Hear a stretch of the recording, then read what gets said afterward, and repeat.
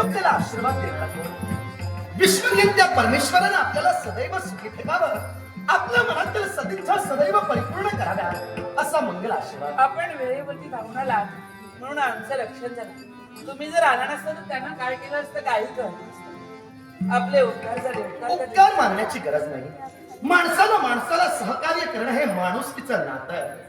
मी एक मानव म्हणून ते जोपासण्याचा प्रयत्न केला, पण आश्चर्य वाटलं. आपल्या सर्वांगाचं मी निरीक्षण करतोय. आपण तर एक अबला स्त्री आहात, मग असं असताना या निर्जन स्त्री आपण एकट्या कसं काय? नाव माझं कीर्तिका. क्षणभर मनाच्या मनोरंजनासाठी इथपर्यंत आले होते. मनाचं मनोरंजन झालं, मार्गाने जात असतेवेळी संकट आलं. संकट समयी साहित्य गेला कधी विसरणार आपलं नाव निश्चितच ओळखी पटेल. काशीपूर नगराचा नृपदंड ज्यांनी आपल्या हाती धरला, ते काशीपूर नगराचे नृपती राजे शिवरंजन यांचा मी कनिष्ठ बंधू. नाव माझं शिवरंजन. कल्याण होईल. कर्तव्याचा मी पूजक आहे, मी कर्तव्याचा शासक आहे.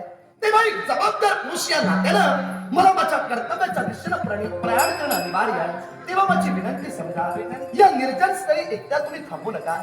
तुम्ही सुखरूप तुमच्या स्वस्थानी चला. मी माझ्या कर्तव्याच्या दिशेनं प्रयाण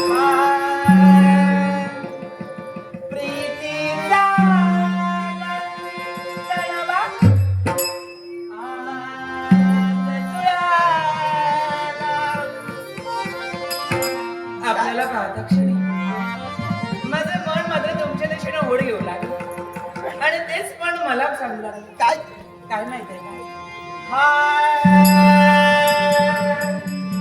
प्रीतीचा गंधर्व आज जुळाला.